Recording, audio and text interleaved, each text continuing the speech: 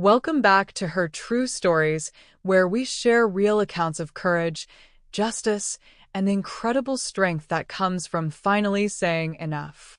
I'm your host, and today we have a story that will make you question everything you think you know about family loyalty and unconditional love. This is the story of Anna Steven, a 58-year-old woman who spent over 3 decades sacrificing everything for her son, only to discover that love without boundaries isn't love at all, it's enabling. And when Anna finally reached her breaking point, she didn't just get even. She got free. If you've ever felt taken for granted by the people you love most, if you've ever wondered whether you're being too generous or too forgiving, this story is for you. Anna's journey from doormat to empowered woman will show you that it's never too late to demand the respect you deserve. Before we begin, I want you to hit that like button if you believe people should face consequences for their actions, and subscribe to our channel if you're ready to hear more stories of ordinary people finding extraordinary strength. Your support helps us continue sharing these powerful testimonies of resilience and justice. Now, let's dive into Anna's story. But I have to warn you, what her son said when the hospital called about her near-death experience will shock you to your core. This is a story about betrayal, awakening, and the sweetest kind of revenge: living well. Here's what happened when Anna Steven refused to be taken for granted anymore. My name is Anna Steven, and at 58, I thought I knew what betrayal looked like. I was wrong. It was a Tuesday evening in October when my world collapsed, literally. I was in my kitchen, preparing dinner as I had done thousands of times before, when suddenly the room began to spin. The granite countertop I had saved for years to afford rushed up to meet me, and everything went black. The next thing I remember was waking up to the steady beep of machines and the antiseptic smell that belongs only to hospitals.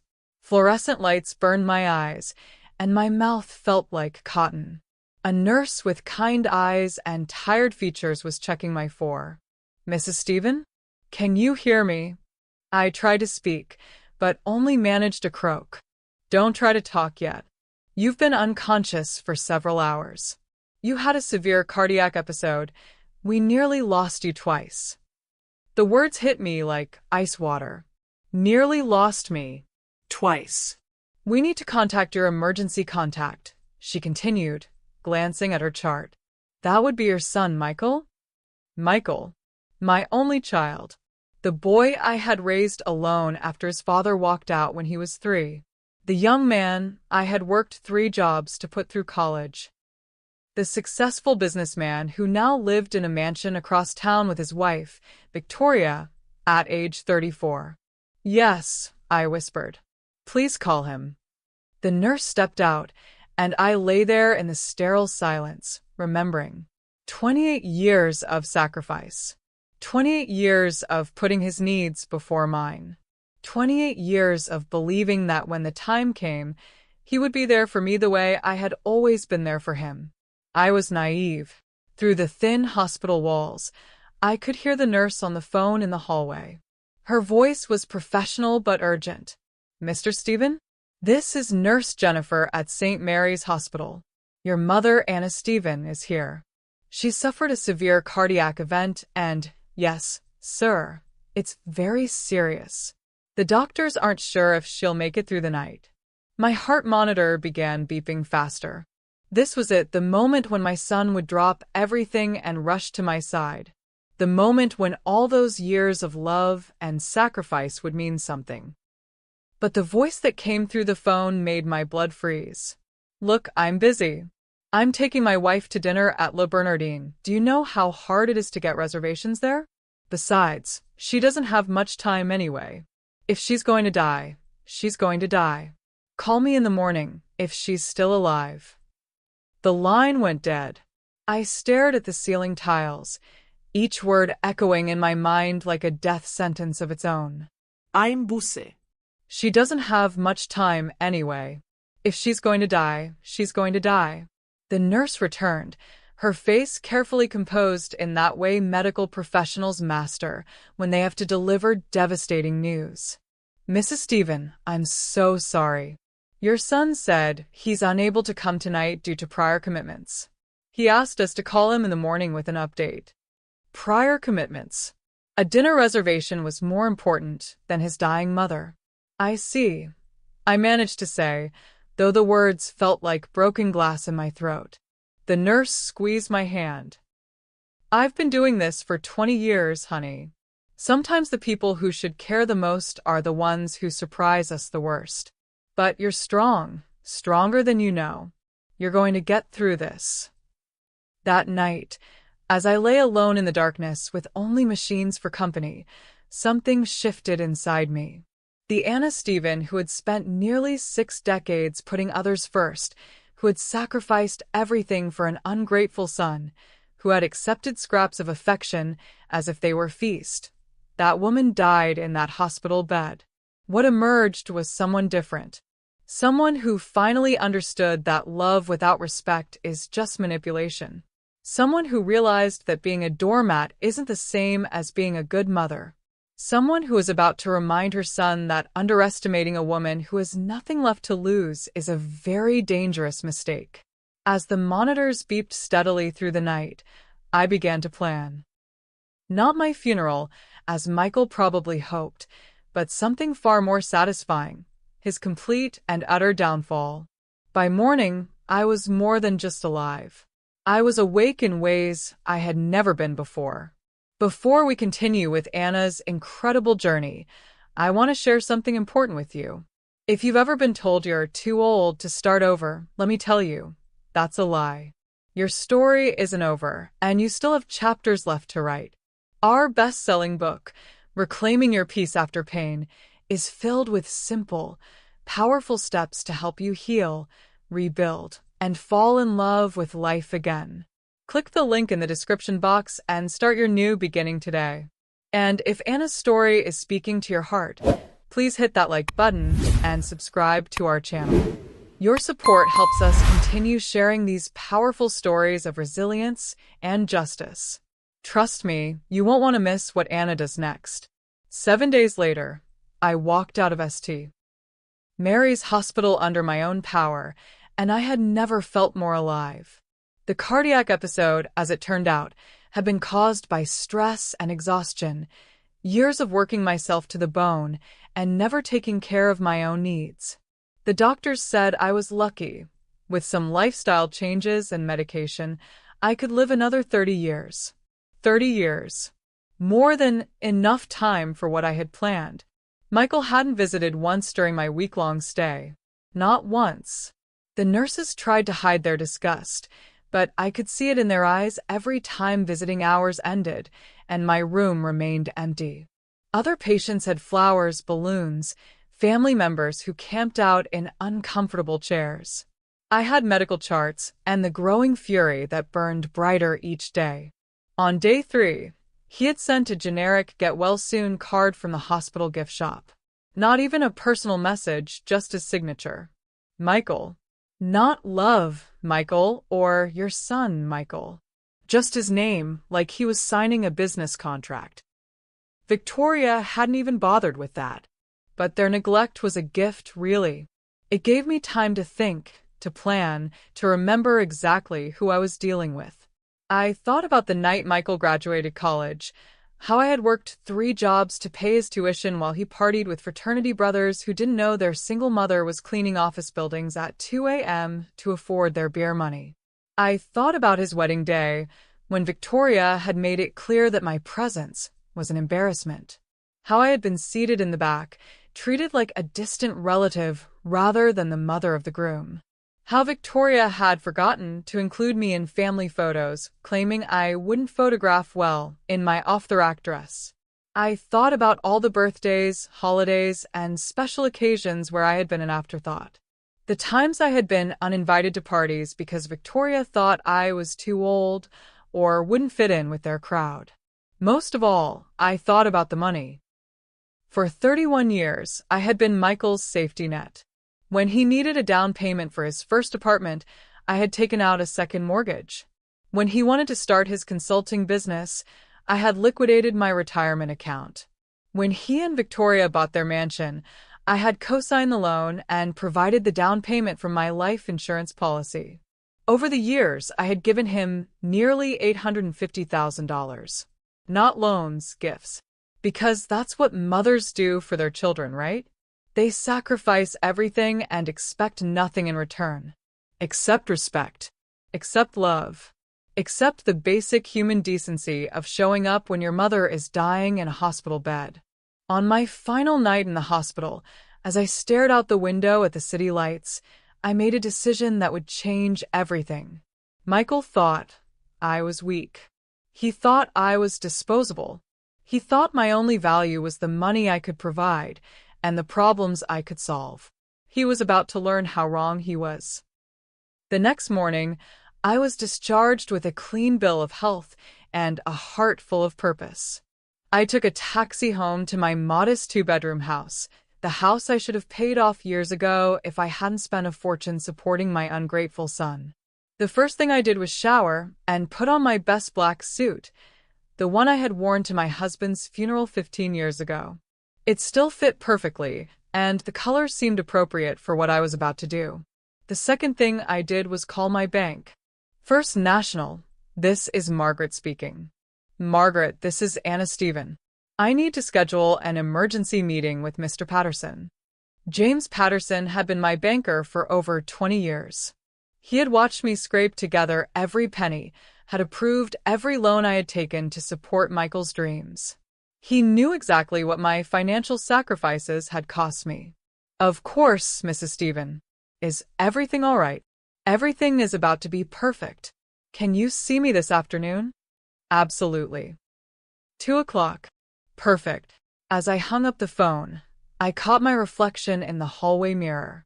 My silver hair was perfectly styled, my makeup flawless despite everything I had been through. At 58, I was still a beautiful woman, something I had forgotten during all those years of making myself small to accommodate others. That woman in the mirror looked dangerous. She looked like someone who was done being underestimated. I spent the rest of the morning going through my financial documents, making lists, and preparing for what would be the most important meeting of my life. At exactly 2 p.m., I walked into First National Bank wearing my black suit and my most confident smile. James Patterson greeted me with the concern of an old friend. Anna, I heard about your hospital stay. How are you feeling? Like a woman who's finally waking up from a very long sleep, James. He looked puzzled but led me to his office. For the next hour, we went through my accounts, my investments, my assets. Everything was laid out in neat columns and charts, the complete financial picture of a woman who had spent her entire adult life putting everyone else first. I want to make some changes, James. Significant changes. What kind of changes? I smiled, and it wasn't a nice smile. It was the smile of a woman who had been pushed too far and was finally ready to push back. I want to liquidate everything. Savings accounts, CDs, the mutual funds, all of it. I want it moved to new accounts that only I can access. James looked concerned. Anna, that's a very drastic step. Are you sure you've thought this through? I've had a week in a hospital bed to think about it.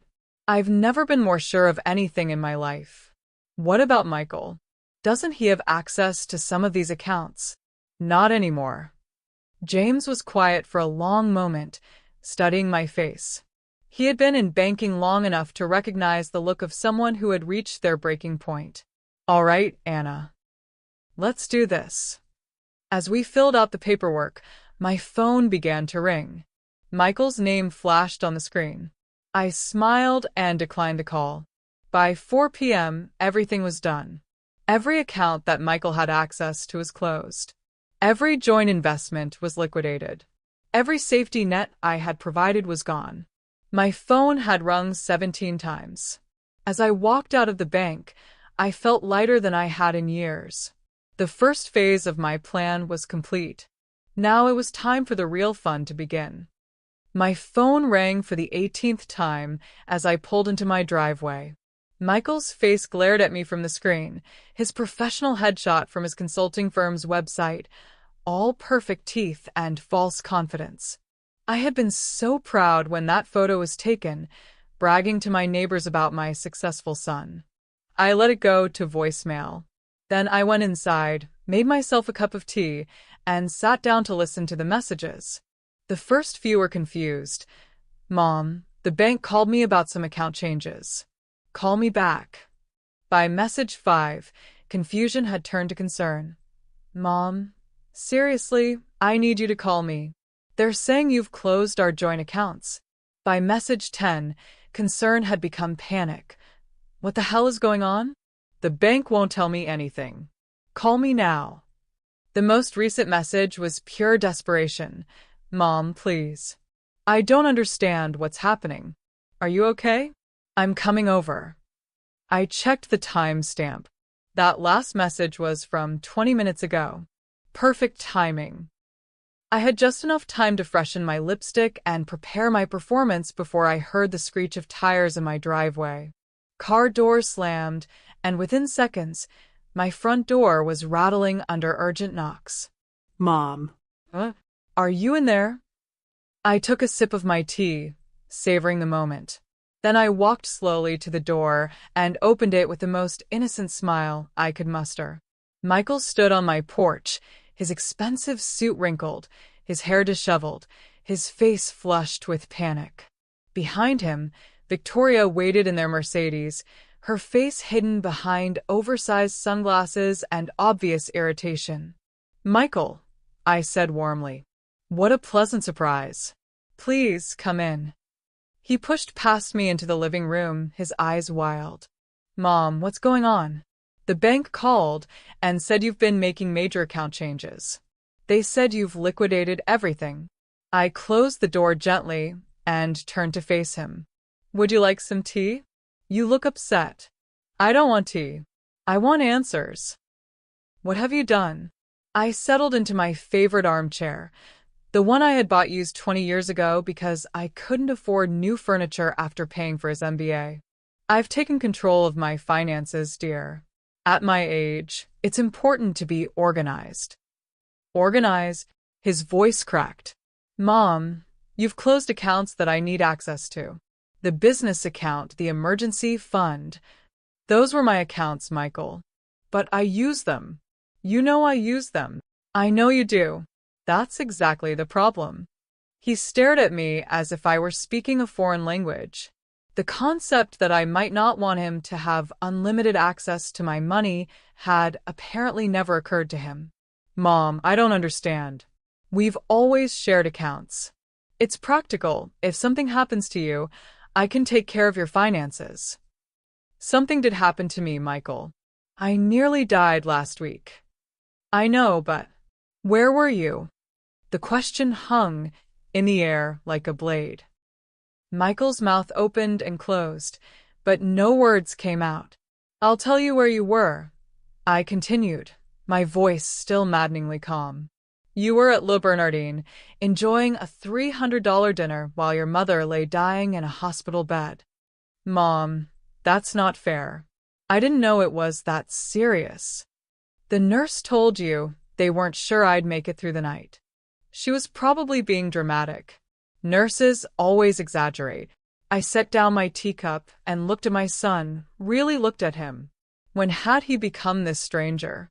When had the little boy who used to crawl into my bed during thunderstorms turned into this cold, calculating man who thought dinner reservations were more important than his mother's life? Michael, let me ask you something. When was the last time you visited me? Not when you needed something, not when you wanted money, but just to see how I was doing. He shifted uncomfortably. I've been busy with the business. It's been 8 months. 8 months since you've set foot in this house unless you needed something from me. That's not true. It is true. The last time you were here was in February, when you needed me to co-sign for Victoria's new car loan. The memory clearly stung because he looked away. Mom, you're being unfair. I care about you. Do you? Because when the hospital called and told you I might die, your response was she doesn't have much time anyway. Michael's face went white. How do you? The nurse told you that. She did. along with the rest of your charming response about being too busy for your dying mother. I was in shock. I didn't mean it the way it sounded. I laughed, and the sound was sharp enough to cut glass. Michael, darling, you've spent 34 years showing me exactly who you are. Last week, I finally started believing you. What's that supposed to mean? I stood up and walked to the window, looking out at the life I had built from nothing. It means I'm done. Done being your bank. Done being your safety net. Done being taken for granted by a son who thinks so little of me that he won't interrupt dinner for my deathbed. Mom, you're being dramatic. Am I?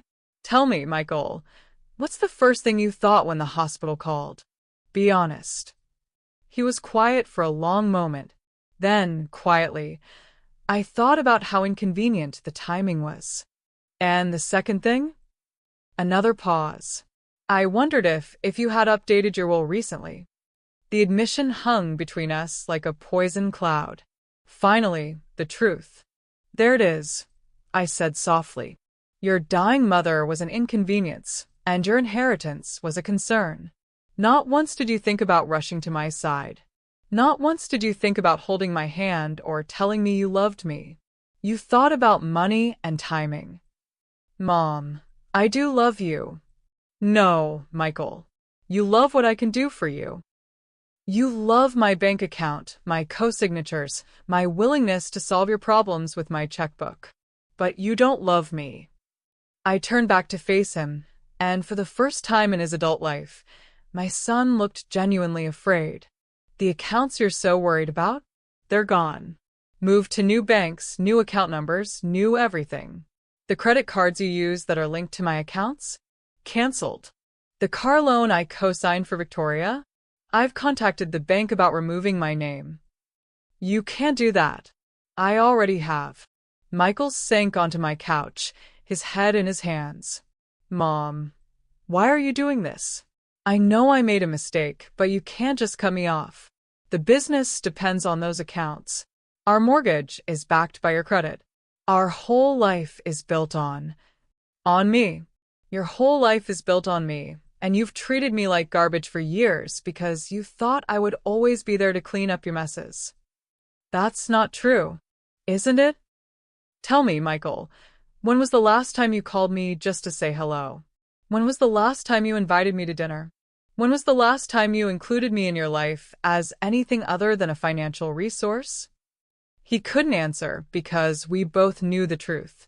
I thought so, I said. Now I suggest you go home and figure out how to live within your actual means instead of mine. Michael stood up, his face a mixture of panic and rage. You can't do this. I'll fight you. I'll have you declared incompetent. You'll what, Michael?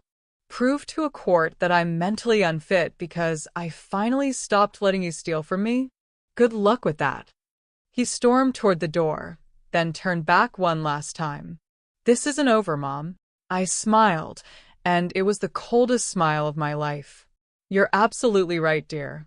It's not over. It's just beginning. After he left, I poured myself a glass of wine and sat in my garden, watching the sunset paint the sky in shades of gold and crimson. My phone buzzed with a text from Victoria. This is ridiculous. You're being selfish and cruel. Michael has a family to support. I deleted the message without responding. Phase 1 was complete. Michael now understood that his cash cow had left the barn. But I was just getting started. The next morning, I woke up with a clarity I hadn't felt in years. I had slept better than I had in months, despite, or perhaps because of, the chaos I had unleashed the day before. My phone showed 37 missed calls from Michael and 12 text messages that grew increasingly desperate as the night wore on. I deleted them all, without reading past the first few words. I had more important things to do. After my morning coffee, I called someone I hadn't spoken to in over 5 years. My college roommate, Sarah Martinez, who had become one of the most successful private investigators in the state. Anna Stephen. Sarah's voice was warm with surprise. It's been way too long. How are you? I'm having the best week of my life, actually. Sarah, I need your help with something. Professional help. What's going on? I need you to investigate my son. There was a pause. Your son? Anna, what's happened? I told her everything. The hospital, the phone call, the years of being taken for granted, the money I had given freely only to be treated like an inconvenience. Jesus, Ana. I'm so sorry. What exactly do you want me to find? Everything. His business dealings, his finances, his marriage, his lifestyle. I've been supporting him for years, but I don't actually know what he's been doing with my money. You suspect he's been hiding something? I suspect I've been blind to a lot of things.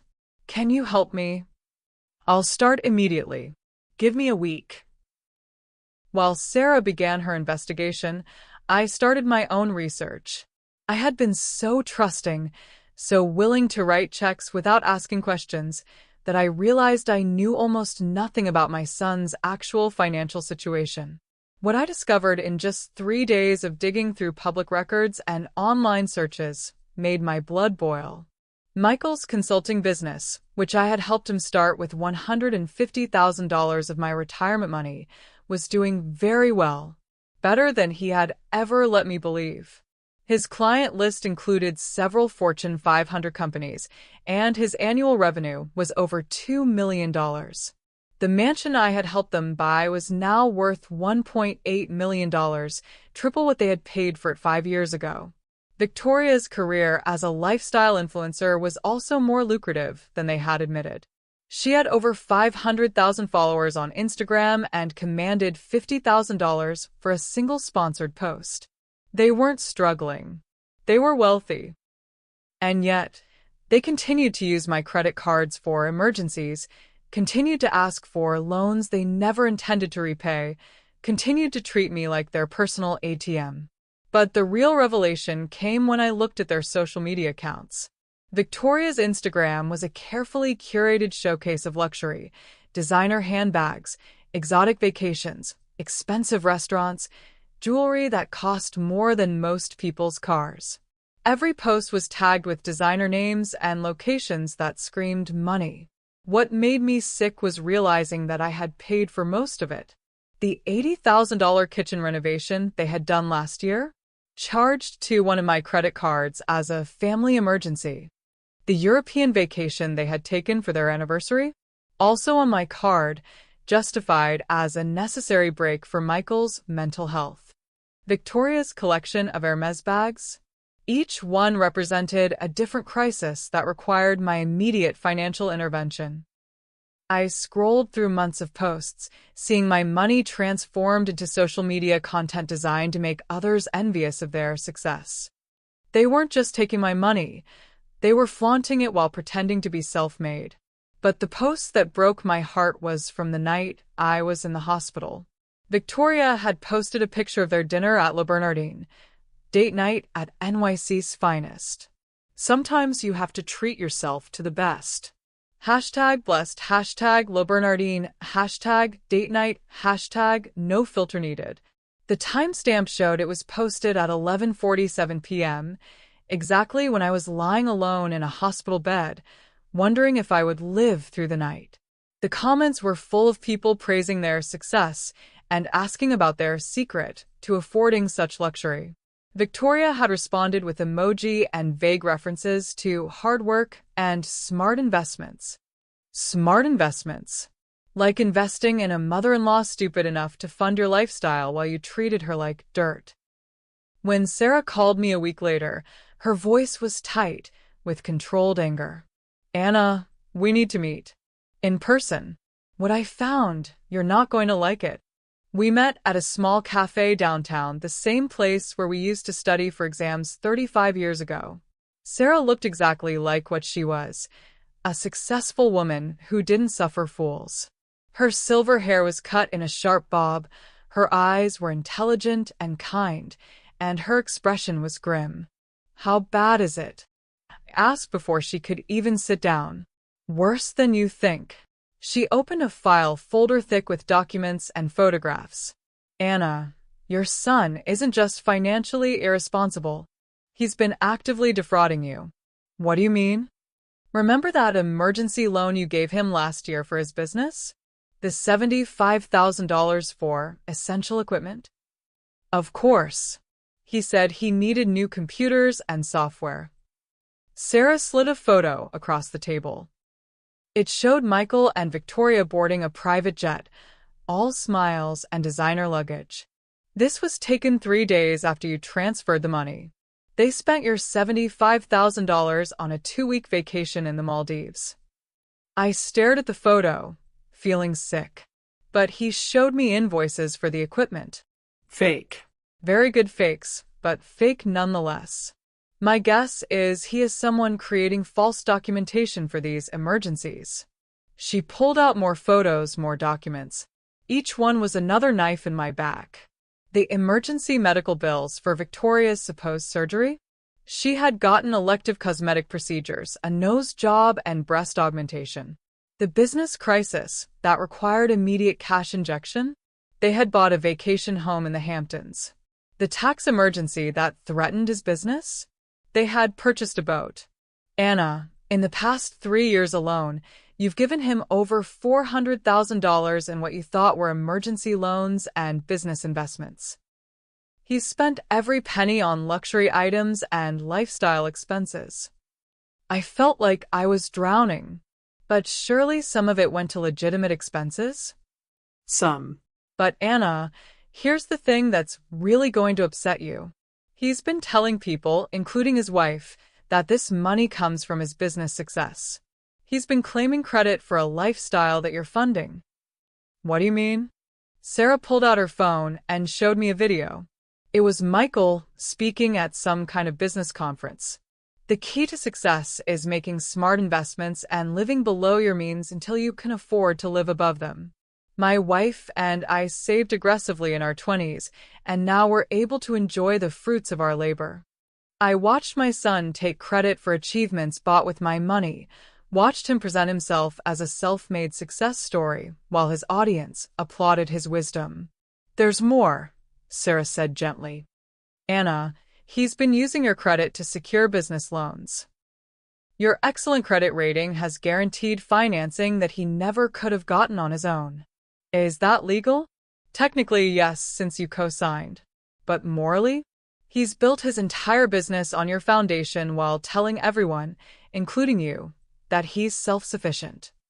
I sat back in my chair, overwhelmed by the scope of the betrayal. It wasn't just the money.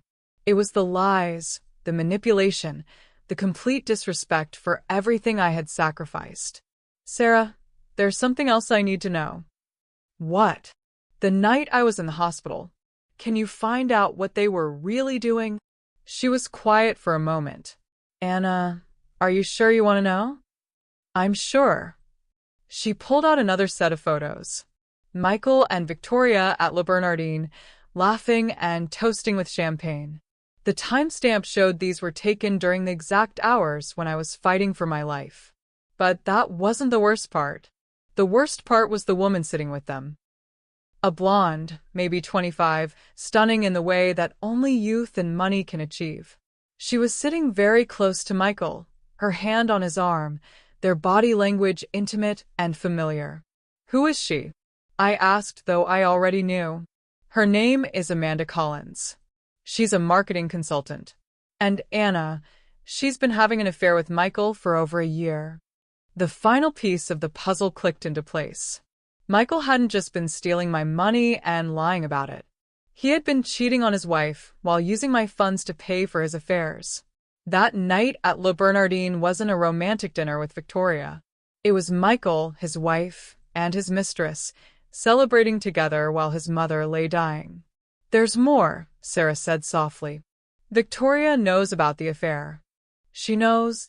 Not only does she know, she's okay with it. Apparently, they have some kind of arrangement. She gets to maintain her lifestyle and social status, and he gets to play around. As long as the money keeps flowing, everyone's happy. I stared at the photos of my son, his wife, and his mistress, all smiling and toasting while I fought for my life, and I felt something inside me turn to ice. They thought I was weak. They thought I was stupid. They thought I was disposable. They had no idea what they had just unleashed. Sarah, I said, my voice deadly calm, I need you to keep investigating. I want to know everything. Every affair. Every lie. Every penny they've stolen. I want documentation of all of it. What are you planning? I smiled, and it was the smile of a woman who had finally seen her enemies clearly. I'm planning to remind my son that the woman he dismissed as dying and irrelevant still has a few tricks up her sleeve. The next 2 weeks were the most productive of my life. While Michael left increasingly frantic voicemails and Victoria sent passive-aggressive text messages about my cruel behavior, I was busy orchestrating their downfall with the precision of a conductor leading a symphony. First, I met with James Patterson at the bank again. This time, I brought Sarah's investigation file. James, I need to ask you about the loans and credit lines that Michael has secured using my credit rating. James looked uncomfortable. Anna, those are legitimate financial instruments. You co-signed for them. I understand that. But I was wondering, if my financial situation were to change dramatically, how would that affect his ability to maintain those loans? What kind of changes are you talking about? I smiled. Hypothetically, if I were to transfer my assets offshore, or put them in trust, or make other arrangements that removed them from my accessible net worth, his loans would be called in immediately. Banks require co-signers to maintain a certain level of liquidity. If you no longer qualified as a guarantor, he would have to pay everything back at once or lose the collateral. Exactly. And if he couldn't pay? Foreclosure, repossession, bankruptcy, most likely. I nodded. Thank you, James. That's very helpful information. Next, I visited my attorney, Margaret Thornton, a sharp woman in her 60s who had handled my legal affairs since my husband's death. Margaret, I need to make some changes to my will. Of course. What kind of changes? I want to remove Michael as my beneficiary. Margaret's eyebrows rose. Anna, that's a significant decision. Are you sure? I handed her a summary of Sarah's investigation. I'm certain. As she read, her expression grew darker. Good God, Anna. This is financial abuse. It's about to become financial justice. We spent the next 3 hours crafting a new will that would ensure Michael received exactly what he deserved. Nothing. Instead, my estate would be divided between my local animal shelter, the women's shelter where I had volunteered for years, and Sarah's daughter, who was struggling to pay for medical school. There is one thing I want to leave Michael, I told Margaret. What's that? A letter. To be read aloud at the will reading. I want him to know exactly why he's been disinherited. What do you want the letter to say? I smiled. That's going to take some time to compose. I want it to be perfect. While Margaret prepared the legal documents, I began phase 2 of my plan, documenting everything. I had saved every email, every text message, every voicemail from Michael over the years. Reading through them now with clear eyes, I could see the pattern of manipulation that I had been blind to before. Every contact was a request for money disguised as a family interaction. Every "I love you" was followed by a request for a loan. Every emergency was carefully timed to maximize my emotional vulnerability. I compiled it all into a comprehensive file. The financial records, the false invoices, the evidence of the affairs, the social media posts flaunting wealth they hadn't earned. It painted a picture of 2 people who had systematically exploited a woman's love for her child. But I wasn't done yet. I hired a forensic accountant to trace exactly where my money had gone. Every vacation, every purchase, every luxury item. I wanted a complete accounting of how my life savings had been transformed into their lifestyle accessories. The report was damning. In 5 years, Michael and Victoria had spent over $800,000 of my money on non-essential expenses. Cars, jewelry, travel, clothes, restaurants, entertainment. They had been living like millionaires on my dime while pretending to be struggling young professionals. Meanwhile, I had been eating generic groceries and delaying medical checkups because I thought I needed to save money for the next emergency they would present me with. The forensic accountant also discovered something interesting. Michael had been claiming business tax deductions for expenses I had paid for personally. He was essentially getting tax breaks for spending my money. "Mrs. Stephen," the accountant said during our final meeting, "this is tax fraud. You could report him to the IRS." "I'm keeping that option in reserve," I replied. "But first, I want to handle this my way." During this time, Michael's attempts to contact me became increasingly desperate. When I stopped answering his calls, he started showing up at my house. When I stopped answering the door, he began leaving gifts on my porch: flowers, chocolates, expensive wine. All purchased, no doubt, with credit cards I was no longer paying for. The gifts were accompanied by notes that started apologetic and grew increasingly manipulative. "Mom, I'm sorry about the misunderstanding. Let's talk. Mom, I know you're upset, but we can work this out. Family is everything. Mom, Victoria is pregnant. Your grandchild needs their grandmother." That last note was particularly pathetic. I knew from Sarah's investigation that Victoria had been seen at a fertility clinic, but the timing was suspicious. A convenient pregnancy, just when their financial support was threatened? How coincidental. I threw all the gifts in the trash without opening them. 3 weeks into my new financial independence, I got a call that made me smile. "Mrs. Stephen? This is David Chen from Premier Credit Services. I'm calling about the account linked to Michael Stephen. We've been trying to reach him about some irregularities in his payment history." "What kind of irregularities?"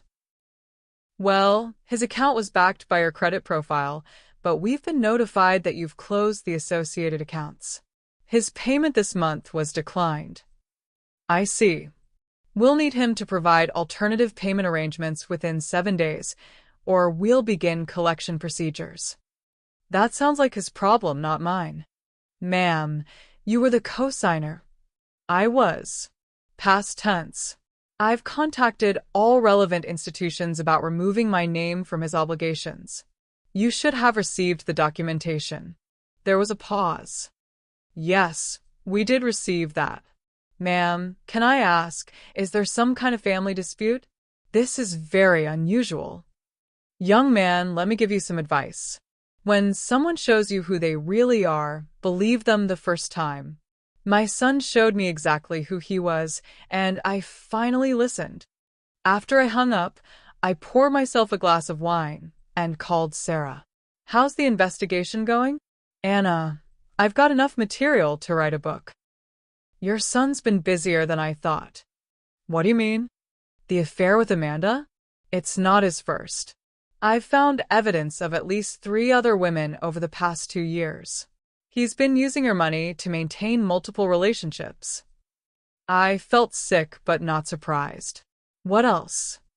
"He's been telling each of these women that he's getting divorced. Apparently, he's promised to leave Victoria for at least 2 of them. And Victoria knows?" "Victoria knows and doesn't care as long as he's discreet and the money keeps coming. But Anna, here's the interesting part.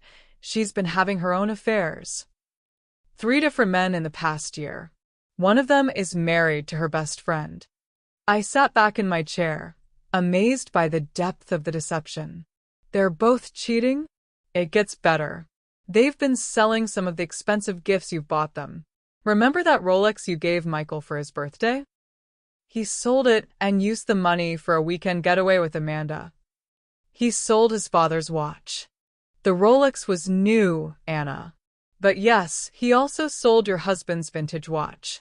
The one you gave him when he graduated college." That hit me like a physical blow. The watch had been my husband's most treasured possession, passed down from his father. I had given it to Michael as a symbol of family legacy and love. He had pawned it for fair money. "Sarah, I need you to find out where he sold it." I want it back. Already on it. I should have the information by tomorrow. What else do I need to know? Anna, they're in serious financial trouble. Without your support, they can't maintain their lifestyle. Michael's business is profitable, but not enough to cover their expenses. They've been living beyond even his substantial means. How long before they're in real trouble? They're in real trouble now. I estimate they have about 6 weeks before they start missing major payments. Perfect. That evening, I did something I hadn't done in years. I went out to dinner alone at the nicest restaurant in town. I wore my best dress, my finest jewelry, and I treated myself to everything I had denied myself while supporting their luxury lifestyle. The meal was exquisite, the service impeccable, and the company, myself, was delightful. I lingered over wine and dessert, savoring every bite of freedom. As I was leaving, I saw a familiar couple at a corner table, Michael and Amanda, his latest mistress. They were leaning close together, whispering intimately, her hand stroking his arm. He looked stressed, older than his 34 years, the weight of his crumbling world evident in his hunched shoulders. He didn't see me, but I took a photo with my phone. Evidence for the collection.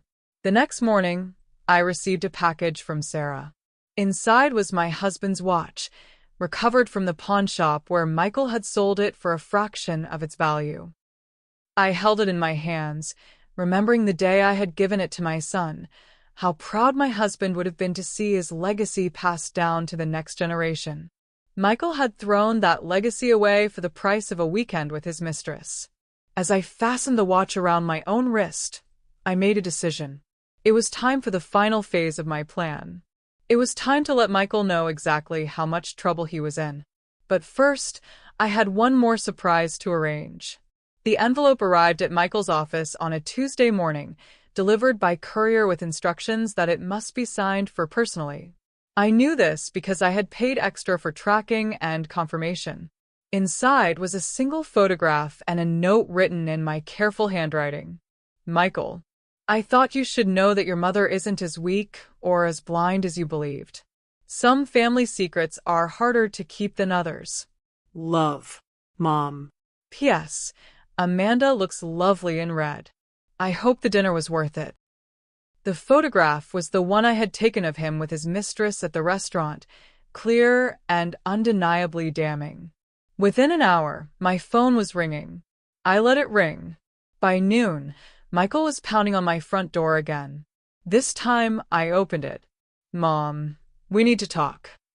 Do we? How lovely. Please come in.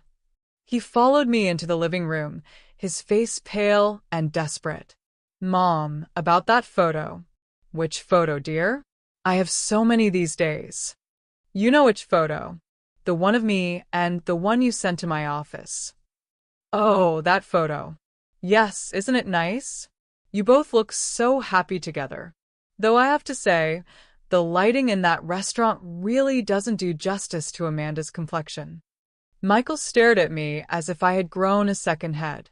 This was not the mother he knew, the woman who pretended not to notice his affairs, who never confronted him about anything, who absorbed his cruelty with martyred silence. How long have you known? About Amanda specifically? A few weeks. About your affairs in general? Much longer than you think. Mom, I can explain.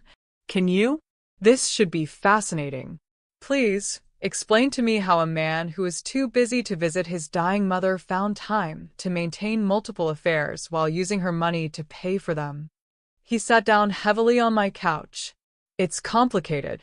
I'm sure it is. Let me simplify it for you. You're a liar, a cheat, and a thief.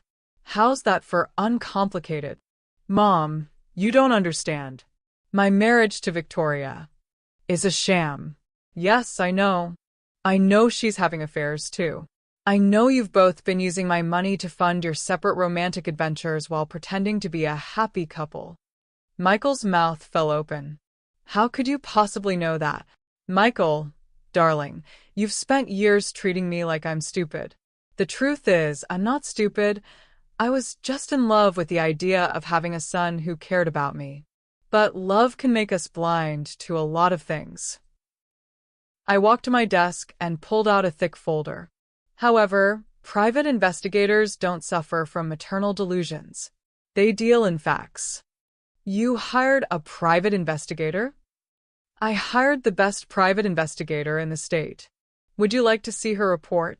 I opened the folder and began reading from the summary page. Subject: Michael David Stephen. Age 34. Occupation: management consultant. Marital status: married to Victoria and Stephen, though both parties maintain extramarital relationships with the full knowledge of the other party. Michael's face was ashen. Financial status: appears successful but is entirely dependent on financial support from his mother, Anna Stephen. Has systematically defrauded said mother of approximately $800,000 over the past 5 years through false emergency claims and fabricated business expenses. Mom, please. Shall I continue? There's a lovely section about your tax fraud. Did you know that claiming personal expenses as business deductions is illegal? Particularly when those personal expenses were paid by someone else. Michael stood up abruptly. You can't do this to me. I'm your son. Yes, you are. And that's exactly why this is so heartbreaking. I closed the folder and looked at him, really looked at him. Michael, when did you become this person? When did you decide that having a mother who loved you unconditionally was a weakness to exploit rather than a gift to treasure? I never thought of it that way. Didn't you? Then explain to me why, in 5 years of marriage, you've never once invited me to dinner at your house. Explain why the only time you call me is when you need money. Explain why you dismissed me as dying and irrelevant when the hospital called. He was quiet for a long moment. When he spoke, his voice was small. I guess I took you for granted. You guess? I did. I took you for granted. But Mom, I do love you. No, Michael. You love what I could do for you. You love my bank account, my credit rating, my willingness to solve your problems with my checkbook. But you don't love me. That's not true. When was the last time you asked about my health without needing something? When was the last time you called just to say hello? When was the last time you showed any interest in my life that wasn't related to my ability to give you money? He couldn't answer because we both knew the truth. I'll tell you when, Michael. Never. In your entire adult life, you have never once treated me as a person worthy of love and respect. I was a resource to be managed, a problem to be solved when I became inconvenient. I pulled out my phone and showed him a photo of his latest gift, an expensive bouquet he'd left on my porch the day before. Even now, when you're trying to apologize, your gifts are generic and thoughtless. These flowers are beautiful, but they're my least favorite type. You would know that if you had ever paid attention to me as a person rather than as a source of funding. I'm trying to make things right. Are you? Or are you trying to restore access to my money? Because I noticed that your contrition began exactly when your access to my accounts ended. Michael's composure finally cracked. Fine. Yes, I need the money. Is that what you want to hear? My business depends on it, my marriage depends on it, my whole life depends on it. Without your support, I'll lose everything. There it is, I said softly. The truth at last. Mom, please. I know I've been a terrible son, but you can't just cut me off. I'll do better, I promise. I'll change. Will you? Prove it. How? I pulled out a sheet of paper from a folder. This is a list of every false emergency, every fabricated crisis, every lie you've told me to get money over the past 5 years. I want you to go through each item and explain to me what the money was really used for. Michael looked at the list, and I watched his face cycle through emotions: shame, anger, desperation, and finally, resignation. Mom, I can't do that. Why not? Because it would prove that you're right about me. The admission hung, between us like a confession in church.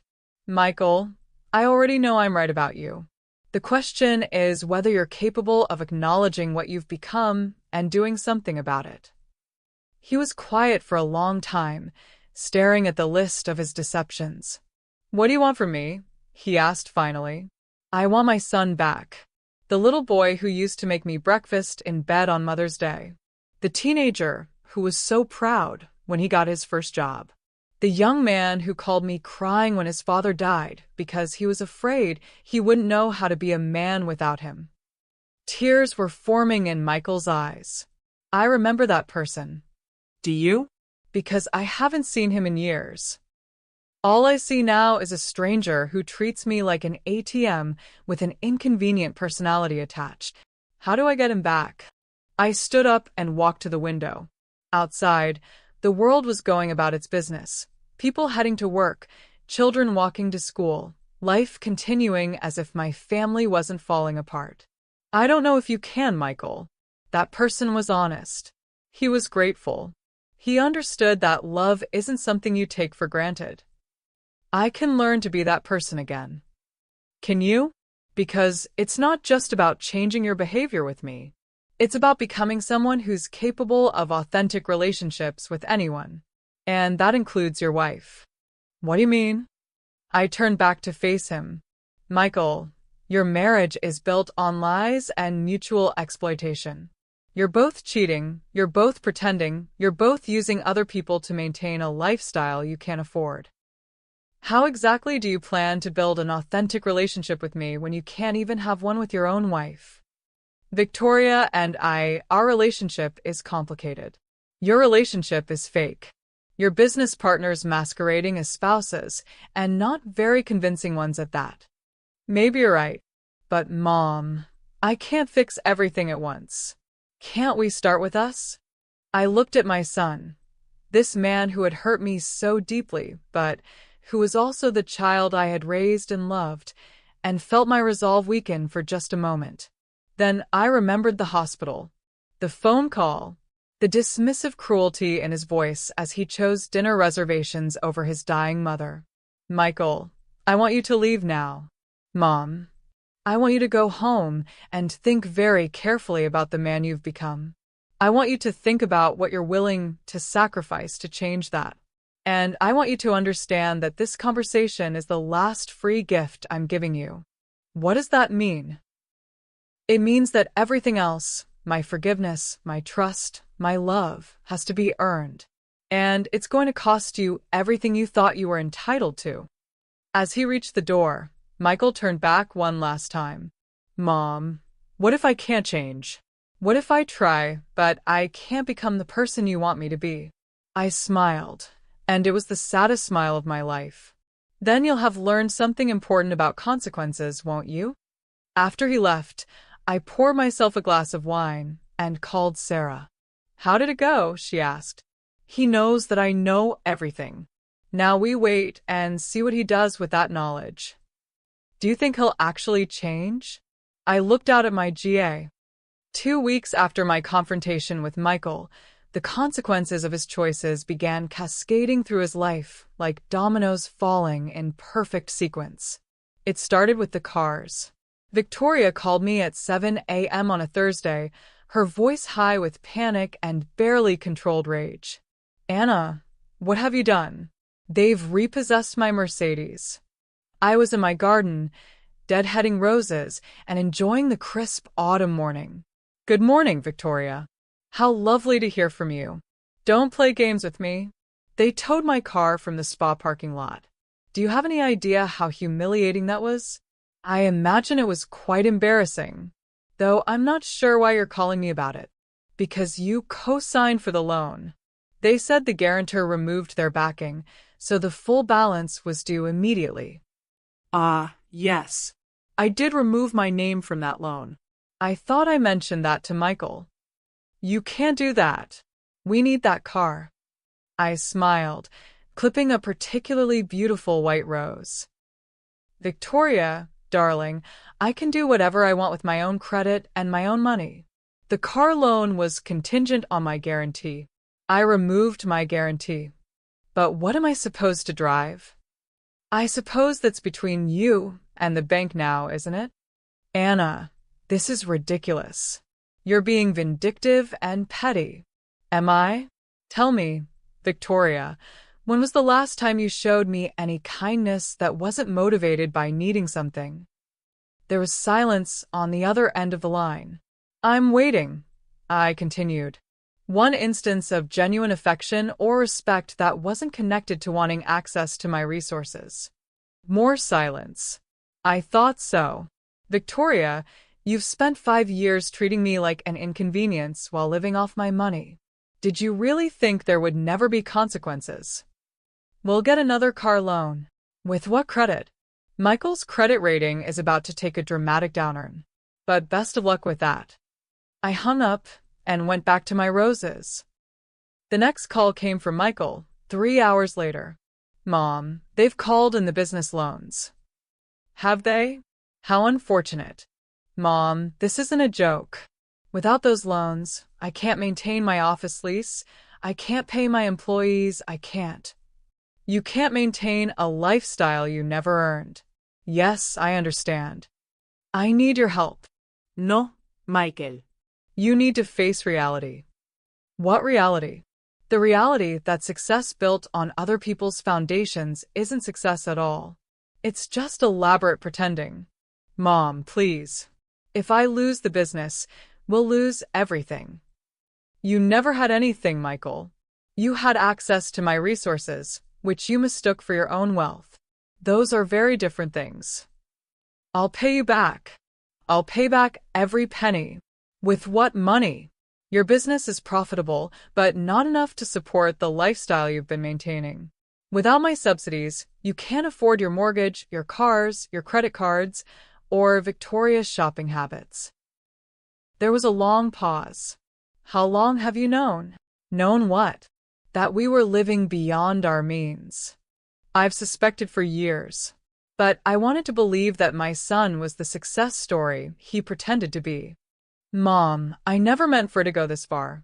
It got out of control. No, Michael. You got out of control. You started believing your own lies about being self-made when everything you had was built on my sacrifice. What do you want me to do? I want you to sell the house. What? You heard me. Sell the house, pay off your debts, and learn to live within your actual means. But where would we live? The same place millions of other people live, in housing they can actually afford. Mom, you can't be serious. I'm completely serious.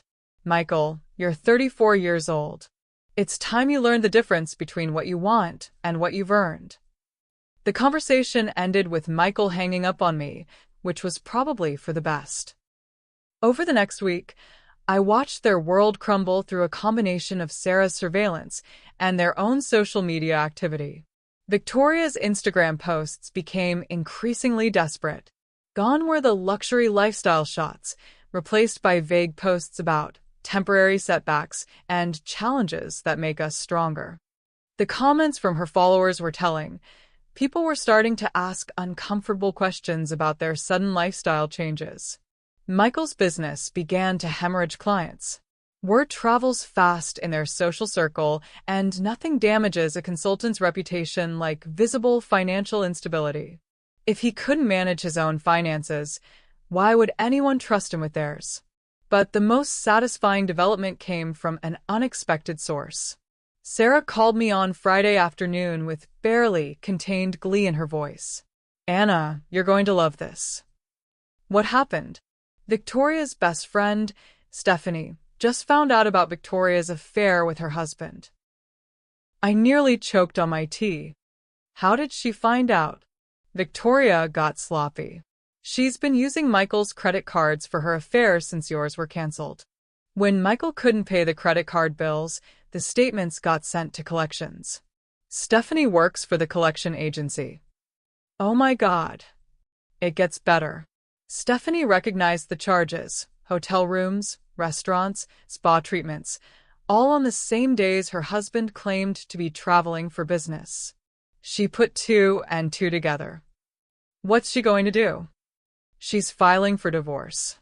And she's naming Victoria as a correspondent in the adultery claim. I felt a surge of satisfaction mixed with genuine sympathy for Stephanie. That poor woman. There's more. Stephanie is also Michael's biggest client. His consulting firm handles all the financial planning for her family's business. Let me guess, not anymore? She fired him this morning, in front of half the country club. I had to admire the poetic justice of it all. Victoria's affair, funded by my money, had destroyed not only her friendship, but also Michael's most profitable business relationship. How are they handling it? Not well. My sources say they had a screaming fight in their driveway last night. The neighbors called the police because they thought it was a domestic violence situation. Was it? No. Just two people realizing that their house of cards is collapsing and they have no one to blame but themselves. That evening, I treated myself to dinner at the same restaurant where I had spotted Michael with his mistress. This time, I sat at the bar and enjoyed a wonderful conversation with the bartender, a young man working his way through law school. As I was leaving, I noticed a familiar figure in the corner booth, Amanda Collins, Michael's mistress. But this time she was with a different man. Older, distinguished, wearing an expensive suit. I couldn't resist walking past their table on my way out. Amanda, I said brightly. How lovely to see you again. She looked up, startled and confused. I'm sorry, do we know each other? Not formally, no. But I feel like I know you quite well.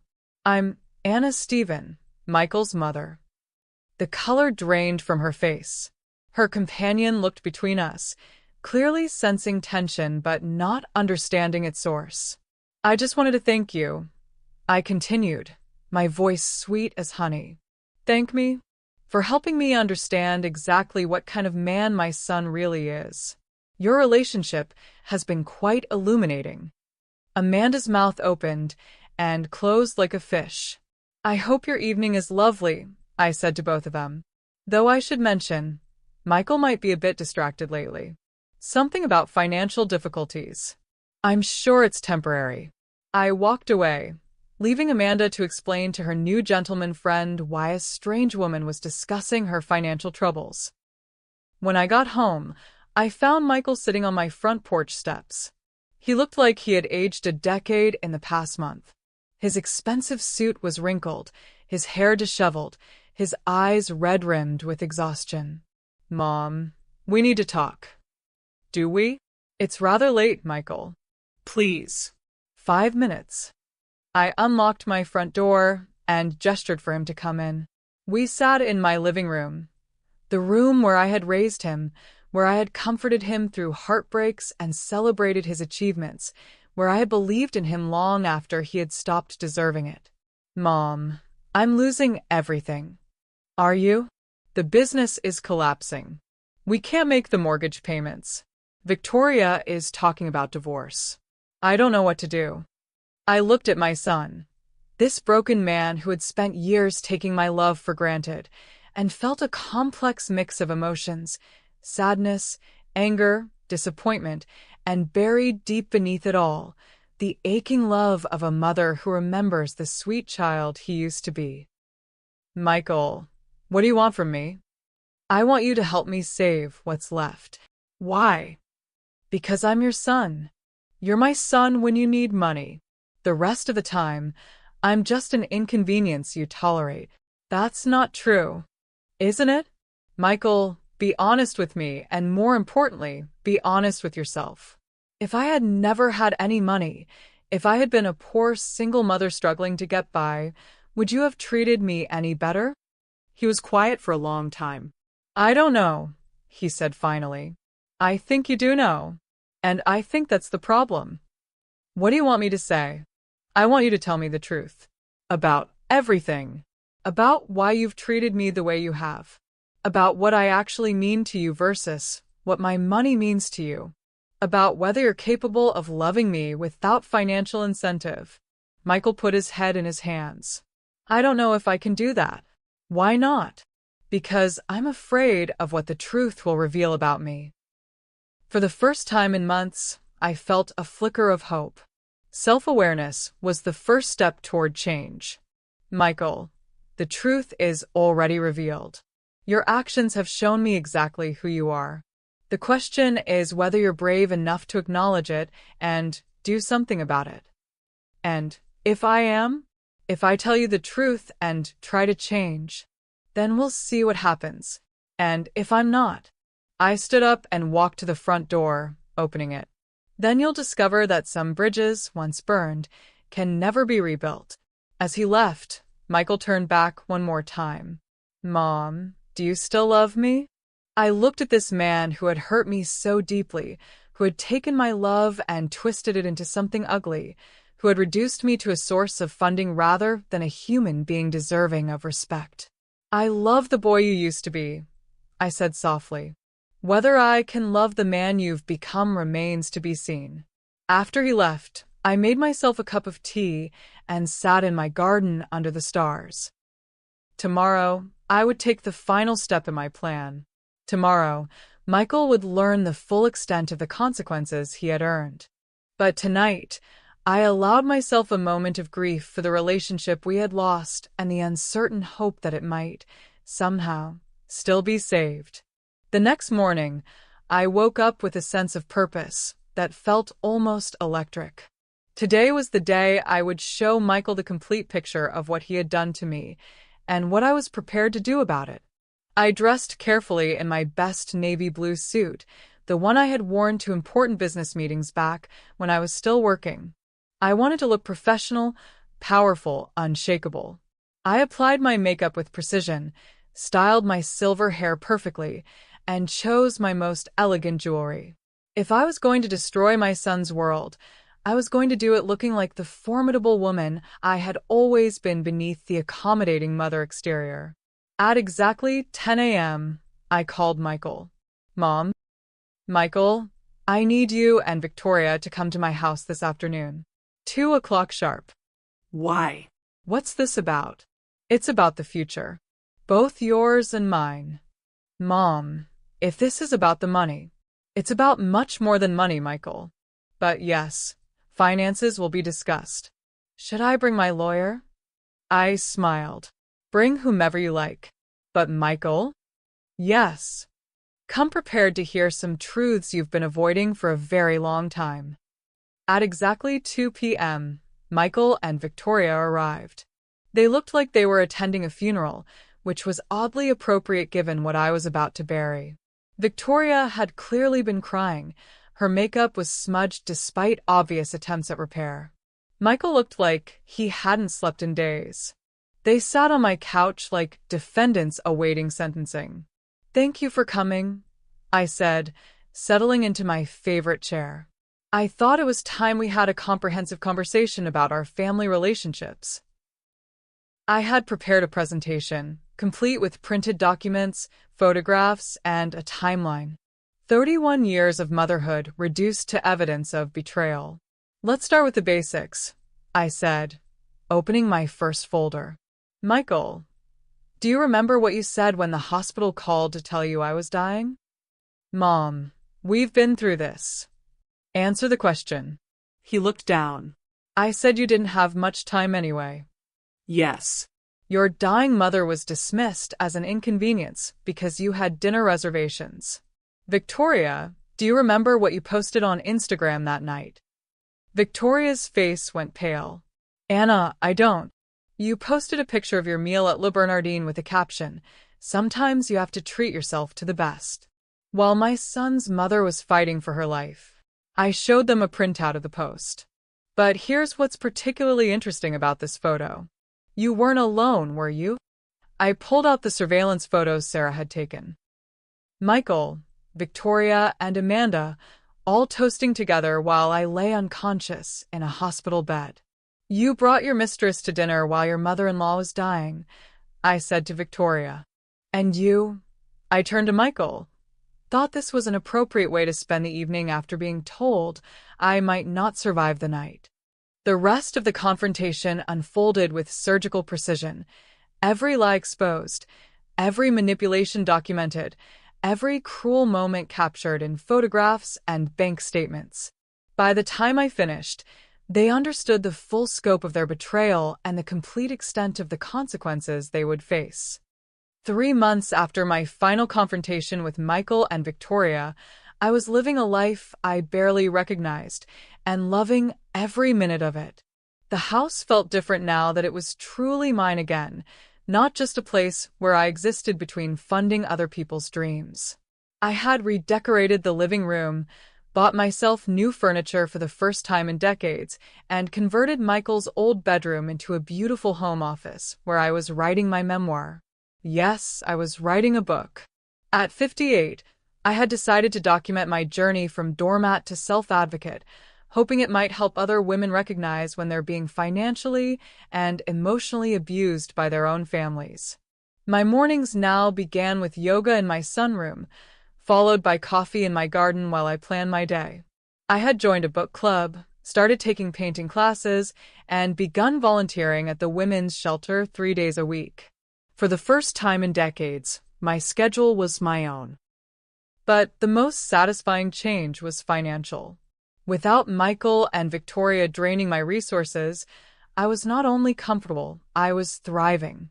The money I had been hemorrhaging to fund their lifestyle was now being invested, saved, and occasionally spent on things that brought me joy.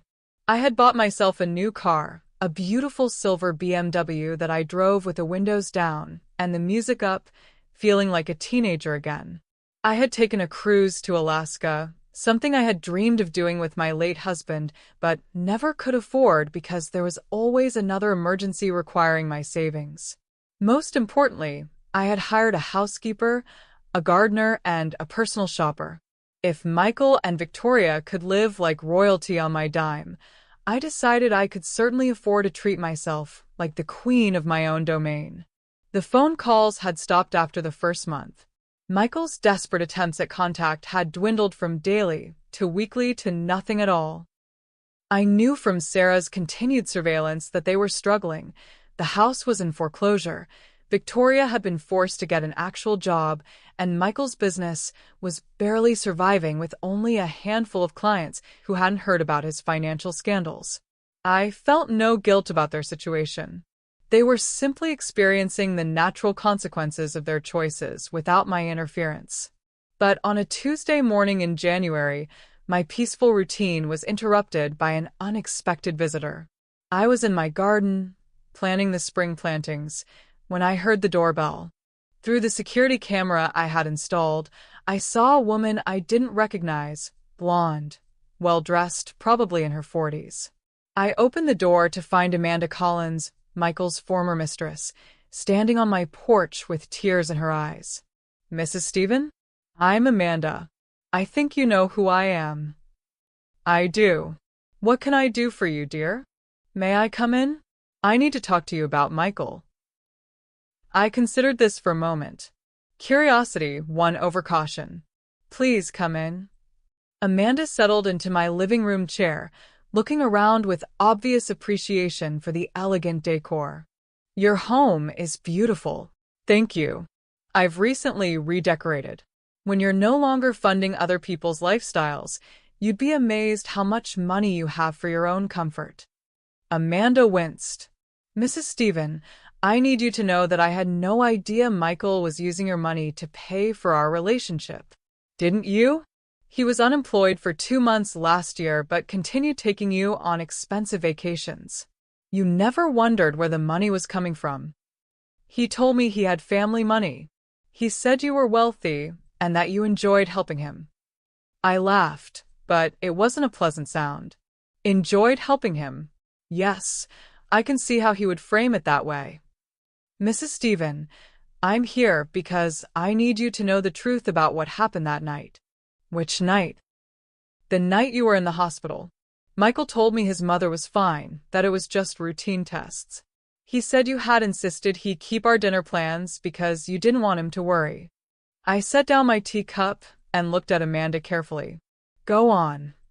"When I found out later what really happened, that you nearly died and that Michael lied to me about it, I ended our relationship immediately." "When did you find out?" 2 weeks later.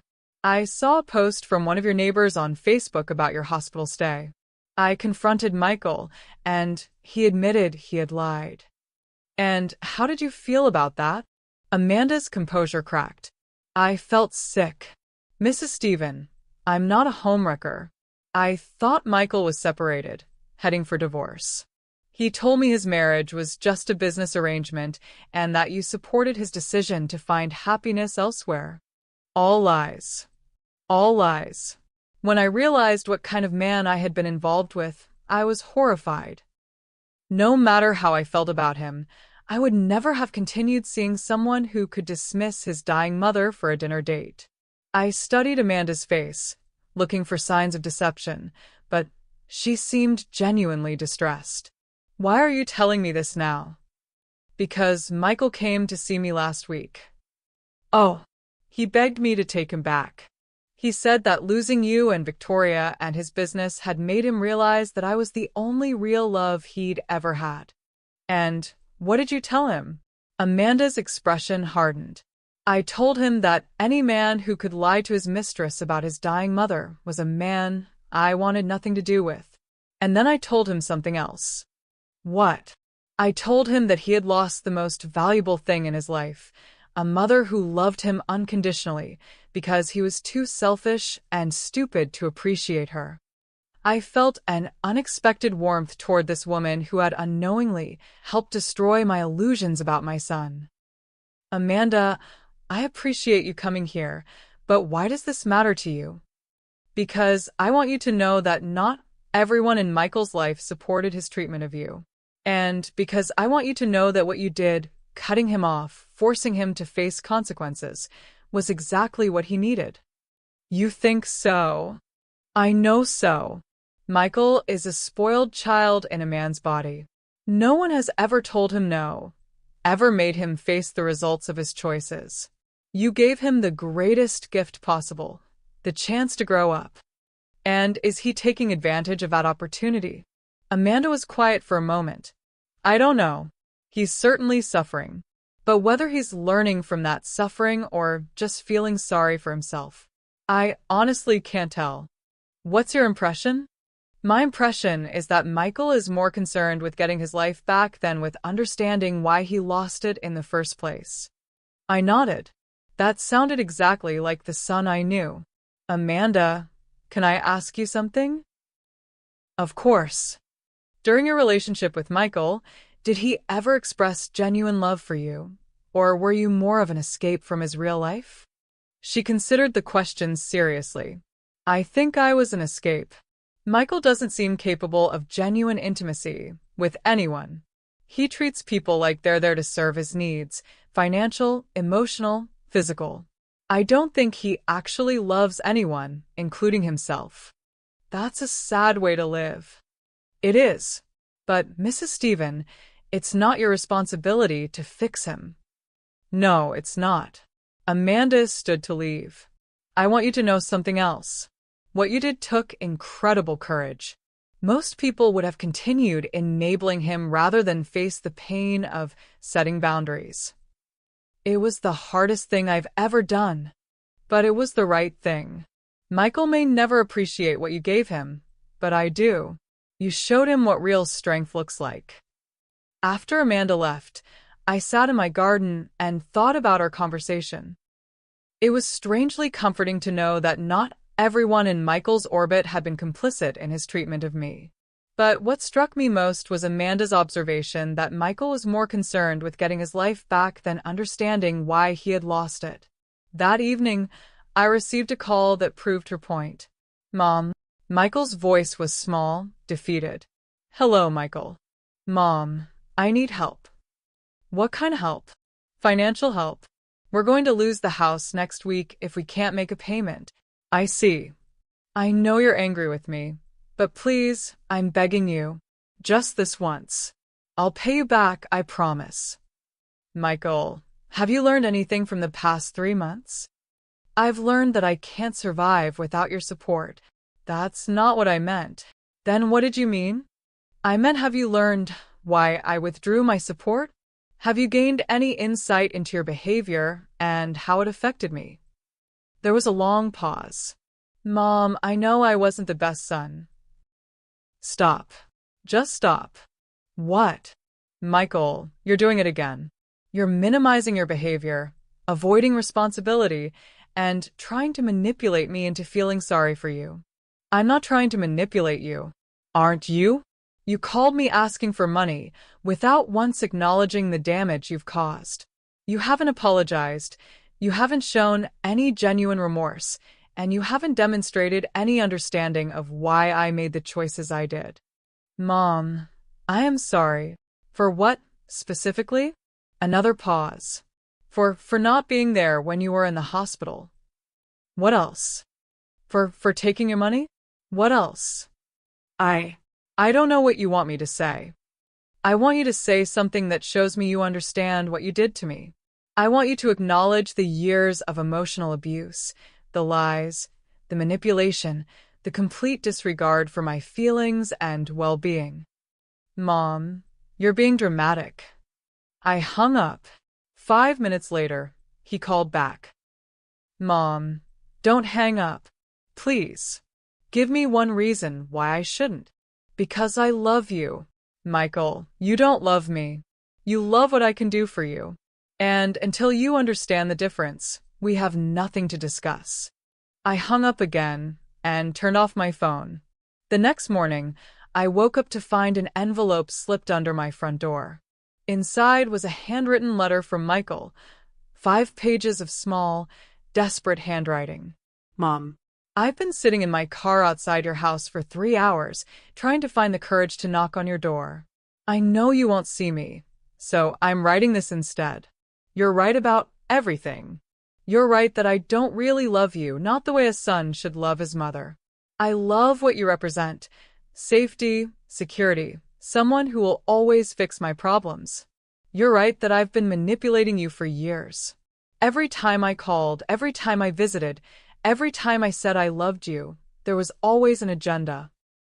I was always working towards something: money, co-signatures, bailouts. You're right that I dismissed your feelings and treated you like an inconvenience. The night you were in the hospital, my first thought wasn't about losing you. It was about how your timing was messing up my plans. I am selfish, cruel, and manipulative. I've spent years taking advantage of your love while giving nothing real in return. I have used you, lied to you, and treated you like garbage while you sacrificed everything for me. But Mom, here's what I need you to know. Losing you has been the worst thing that's ever happened to me. Not because of the money, though that's been hard, but because for the first time in my adult life, I've had to look at myself clearly, and I hate what I see. I don't know if I can change. I don't know if I'm capable of being the son you deserved. But I want to try. Not to get my life back, not to restore my lifestyle, but because I finally understand what I lost when I lost your respect. I'm not asking for money. I'm not asking for help. I'm just asking for the chance to prove that I can become someone worthy of your love. If you give me that chance, I promise I will earn it. And if you don't, I understand. I've done nothing to deserve your forgiveness. Your son, I hope. Michael.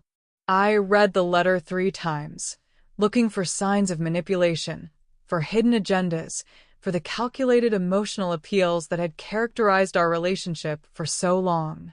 But this felt different. This felt real.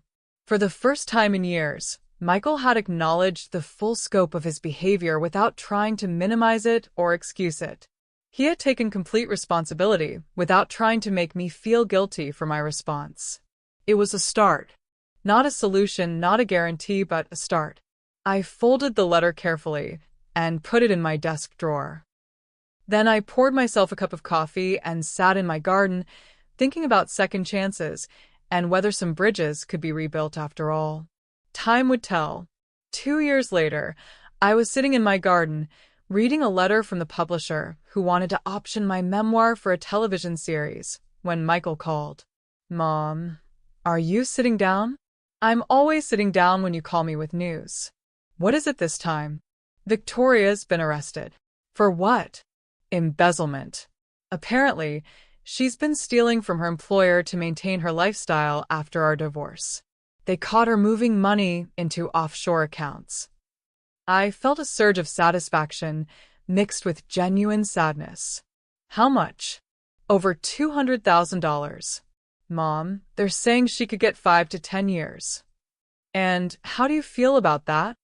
Honestly, I feel sorry for her. Not because she doesn't deserve consequences, but because I understand now what it's like to lose everything due to your own poor choices. That's very mature of you. I learned from the best teacher. We talked about his work at the mission, his promotion to program director, and his new relationship with Sarah, a social worker who valued integrity over wealth. For the first time in his adult life, Michael was building something real based on honesty and mutual respect. As our conversation continued, I reflected on the journey we had all taken. Michael had transformed from entitled manipulator to genuine helper. Victoria had gone from social climber to convicted felon. And I had evolved from enabler to empowered woman who finally understood her own worth. After we hung up, I sat in my garden and thought about the night in the hospital when I nearly died alone, dismissed by my only child as an inconvenience. How that moment of absolute clarity had given me the strength to demand better treatment and refuse to accept less than I deserved. My phone rang again, Michael calling back. Mom, I forgot to tell you something. What's that? Sarah asked me what the most important lesson I've learned from you was. And what did you tell her? I told her that you taught me the difference between being loved and being respected, and that real love, the kind worth having, includes both. That's beautiful, Michael. It's true. Mom, thank you for teaching me that lesson the hard way. It was the only way I would have learned it. After I hung up, I poured myself a glass of wine, excellent wine, from a bottle I had bought simply because I wanted it, and raised it in a toast to my reflection in the garden window.